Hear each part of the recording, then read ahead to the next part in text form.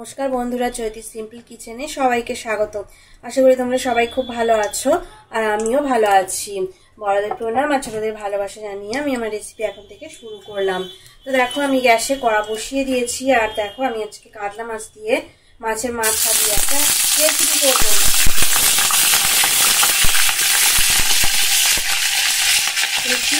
ভিডিওটা প্রথম থেকে শেষ পর্যন্ত দেখো, আশা করি তোমাদের ভালো লাগবে। তো দেখো আমি কাতলা মাছের মাথাটা সর্ষের তেলের মধ্যে দিয়ে দিয়েছি আর একটু দেখো হলুদ গুঁড়ো দিয়ে দিলাম।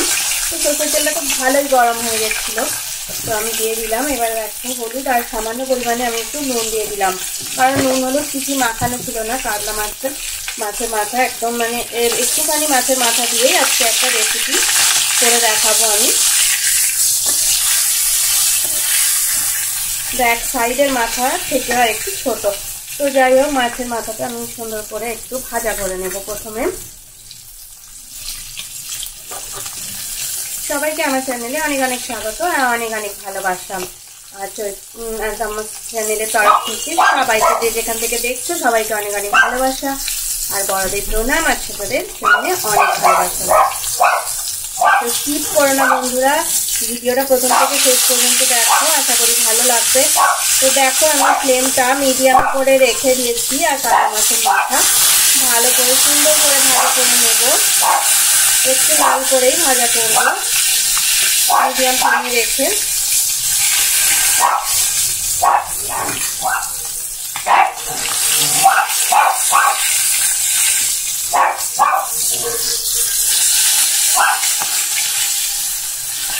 ফ্লেমটা দেখো আমি মিডিয়ামে করে রেখে দিলাম আর দেখো ভাজা করে নিচ্ছি।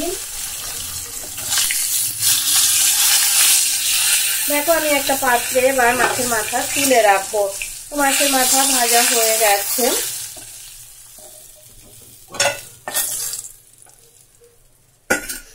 একটা পাত্রে তুলে রাখলাম। এবারে ওই একই তেলটা বেশ গরম হয়ে আছে। দেখো আমি গোটা জিরে ফোড়ন দিয়ে দিলাম তেলের মধ্যে।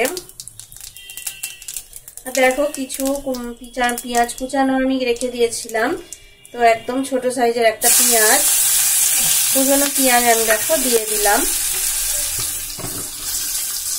আর পরিমাণ মতো একটুখানি আমি নুন দিয়ে দিলাম আর দেখো একটু হলুদ গুঁড়ো দিয়ে দিচ্ছি।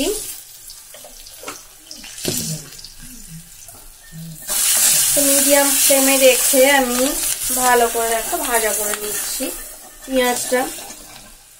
2 থেকে 3 মিনিট ভাজার পরে সামান্য একটু আদা বাটা দিয়ে দিলাম আর দেখো আমি 1 চামচ জিরে বাটা দিয়ে দিলাম। এবার দেখো আমি কি দিচ্ছি, এবার দেখো এই যে কুমড়ো, কেটে রাখা কুমড়ো একটা মিডিয়াম সাইজের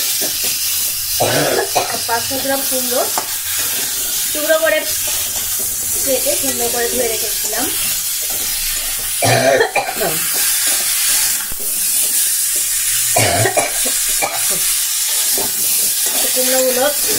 কাটা কুমড়োগুলো দেওয়ার পরে ফ্লেমটাকে আমি একটু বাড়িয়ে দিলাম, হাই ফ্লেমে করে দিয়ে ভাজা করে নেব, সুন্দর করে ভাজা করব। এবার দেখো আমি 3টে কাঁচা লঙ্কা কুচি দিয়ে দিলাম।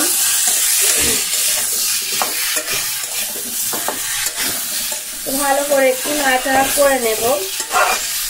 মিষ্টি কুমড়োর যে রেসিপিটা ভাত রুটি সব কিছুর সাথে খুবই ভালো লাগবে খেতে। আর তোমরা যদি খিচুড়ির সাথেও খেতে চাও, সবজি খিচুড়ি, তো তাতেও খুব সুন্দর লাগবে। এবার দেখো আমি অল্প সামান্য একটু লঙ্কার গুঁড়ো দিয়ে দেবো, কারণ এটা আমি বেশি দিলাম না, কারণ এটা লাল লঙ্কার গুঁড়ো মানে এটা ঝাল হবে, তো বেশি আমি দিলাম না, কারণ এরা কেউ খেতে চায় না। এই জন্য অল্প করে দিয়ে আমি রেসিপিটা বানাচ্ছি। কার যদি মনে হয় একটু বেশি বা কম কেউ দিতে পারে।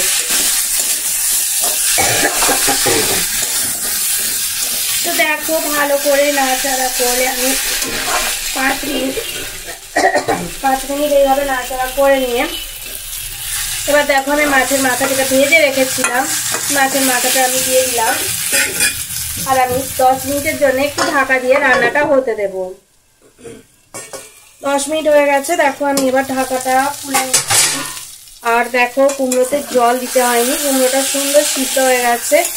আর তোমরা অবশ্যই একবার হলেও রেসিপিটা বাড়িতে বানাবে। তো দেখো একদম সিদ্ধ হয়ে গেছে কুমড়োটা, মানে অত্যন্ত মিষ্টি কুমড়ো। তো আমি তার মধ্যে একবার একটু সামান্য চিনি দিয়ে অ্যাড করেছিলাম। তো যারা চিনি খেতে পছন্দ করে না তারা চিনি দিয়ে দেবে না, চিনিটা স্কিপ করবে। আর দেখো এই আমি হাই ফ্লেমে করে একটু নাড়াচাড়া করে নিয়েছি। তো এবার দেখো গ্যাসের ফ্লেমটা অফ করে দিলাম। রেসিপিটা একদমই রেডি হয়ে গেছে। আর একটু সামান্য ওপর থেকে দেখো আমি গরম মশলার গুঁড়ো অল্প একটুখানি ছড়িয়ে দিলাম। তো ভালো খেতে লাগবে, গন্ধটাও ভালো হবে। মাছের মাথা দিয়ে কুমড়ো রেসিপি একদম রেডি হয়ে গেল। তো অনেকে আলু খেতে পছন্দ করো, তো এর মধ্যে অনেকে আলুও দিতে পারো। তো আমি আলু দিইনি, আলু ছাড়াই রেসিপিটা করেছি।